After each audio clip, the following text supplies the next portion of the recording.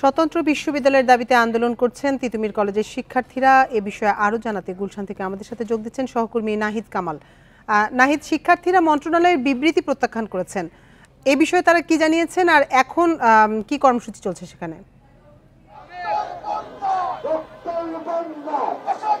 জি, আজকে কিন্তু শিক্ষার্থীরা ঠিক বিকেল ৪টার পর থেকেই মহাখালীতে সড়ক অবরোধ করে তাদের পূর্ব ঘোষিত যে কর্মসূচি সেটি যেমন পালন করছেন এবং তারা বলছেন যে তারা তাদের বিশ্ববিদ্যালয়ের ঘোষণা যতক্ষণ না আসছে তার সে পর্যন্ত তারা আন্দোলন চালিয়ে যাওয়ার ঘোষণা দিয়েছেন এবং সেই সাথে তাদের অনশনেও বেশ কিছু শিক্ষার্থীরা রয়েছে। এর মধ্যে আমরা কিছুক্ষণ আগে শিক্ষার্থীরা সংবাদ সম্মেলনেও কথা বলেছে। তারা বলছেন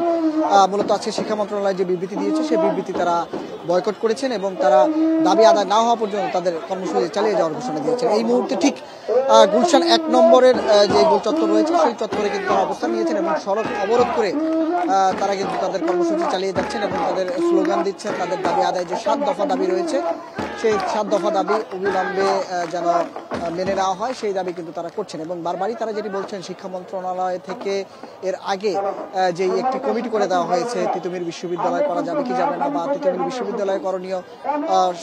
করণীয় বিষয়ে যেই কমিটি করে দেওয়া হয়েছে সেই কমিটি কোনো কাজ করেনি, সেই কমিটি শিক্ষার্থীদের সাথে কোনো যোগাযোগ করেনি, এমন অভিযোগই কিন্তু তারা করছে এবং সেই অভিযোগ করে আজকে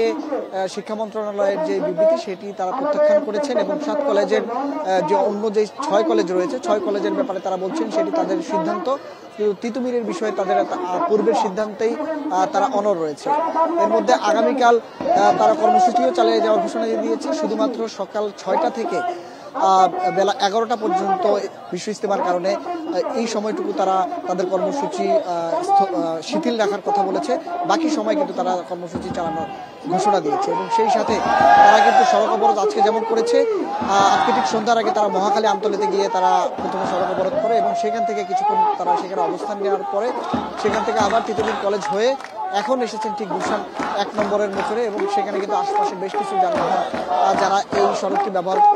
করে বিভিন্ন গন্তব্যে যাচ্ছিলেন তারা কিন্তু আটকা পড়েছেন এবং আটকা পড়ার পরে দেখা যাচ্ছে অনেকেই কিন্তু পায়ে হেঁটে তাদের গন্তব্যে যেতে আমরা কিন্তু দেখেছি। এখন পর্যন্ত শিক্ষার্থীরা যেটি বলছেন তাদের দাবি যতক্ষণ না মানা হবে, দাবি আদায় না হওয়া পর্যন্ত তারা এই কর্মসূচি চালিয়ে যাবেন। বারবারই যেটি বলছেন তিতুমিরের আন্দোলন, তারা বলছেন দীর্ঘদিনের আন্দোলন, কিন্তু আমরা যেটি দেখছি আসলে বিশ্ববিদ্যালয় আমরা প্রশ্ন করেছিলাম যেহেতু শিক্ষা মন্ত্রণালয় থেকে একটি কমিটি গঠন করে দেওয়া হয়েছে, বাকি ৬ কলেজ যেহেতু একটা প্ল্যাটফর্মে আসতে চাচ্ছে কিন্তু তিতুমির কেন তাদের সাথে আসতে চাচ্ছে না, তারা বারবারই বলছেন তাদের এই দাবি দীর্ঘদিনের এবং তারা আসলে বাকি ৬ কলেজের সাথে একত্রতা পোষণ করছেন না এবং তাদের দাবি ভিন্ন, সেই কারণে তারা তাদের এই কর্মসূচি চালিয়ে যাচ্ছেন এবং বিশ্ববিদ্যালয়ের রূপান্তরের ঘোষণার আগে এবং একাডেমিক ক্যালেন্ডার ঘোষণার আগে তারা রাজপথ ছাড়বেন না এমন ঘোষণাই কিন্তু দিচ্ছেন। এর মধ্যে আমরা দেখেছি আজকে অনশনে ৪র্থ দিনের মতো তাদের অনশন কর্মসূচি চলছে এবং সেখানে আমরা বেশ কিছু শিক্ষার্থীকেও দেখেছি। তবে চলমান এই কর্মসূচিতে সবচেয়ে বেশি যে বিষয়টি লক্ষ্য করা গেছে, আমরা গত কয়েকদিন ধরে দেখছি তাদের এই কর্মসূচিতে বিশেষ করে মহাখালী, গুলশান, এই বাড্ডা, এই রোডগুলো দিয়ে যারা চলাচল করে তাদের কিন্তু